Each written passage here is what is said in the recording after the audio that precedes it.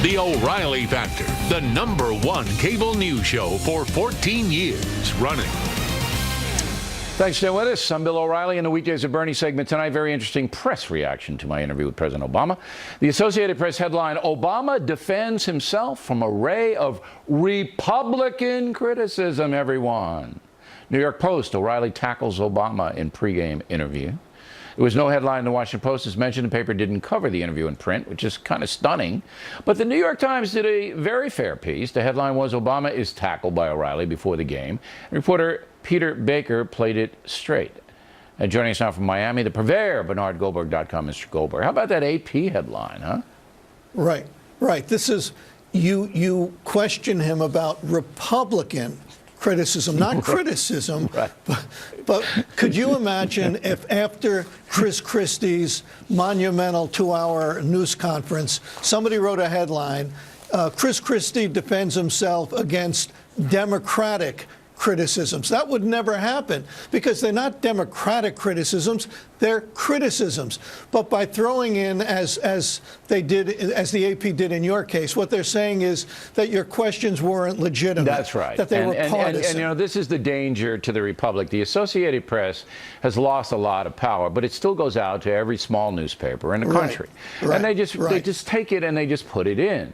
And you know, the Associated Press is really not an honest purveyor of information anymore, period. Now, I understand, Goldberg, I heard a rumor that you have a different perspective on this interview. Well, first of all, as your longtime media guy here, this is a no-win situation for me, as you well know, Bill. If I say you blew the interview, then you're going to call me a pinhead.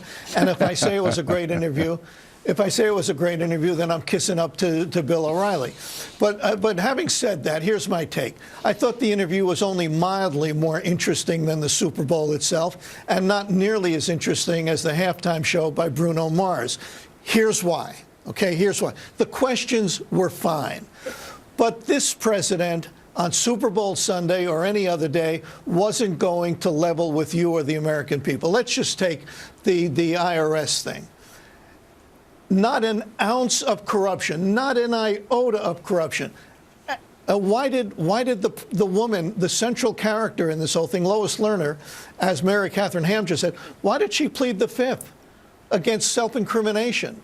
And then on Benghazi, you know, it would have been nice if the president said, oh, yeah, Panetta came in, told me it was a terrorist attack, and then I sent Susan Rice out to lie to the American people.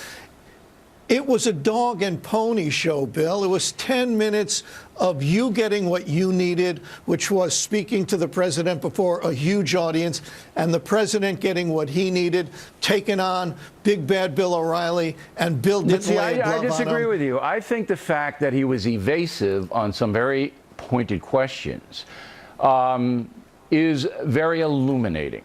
And I think the bulk of my mail, and we've gotten tens of thousands of pieces of mail, reflects that. They know that I can't make him answer. Most sane people do.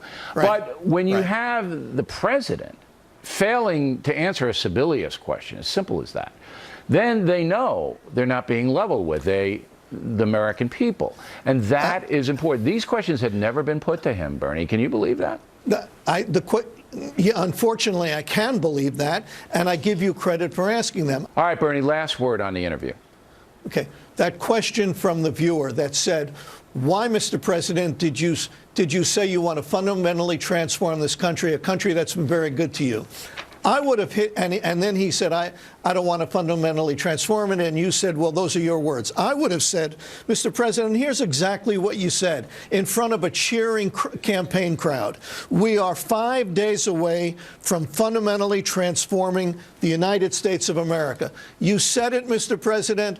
Please don't say, I don't want to do it now. You said it. And what did you mean when you said it? All right, Bernie, we appreciate it as always. Water's World on deck. The Super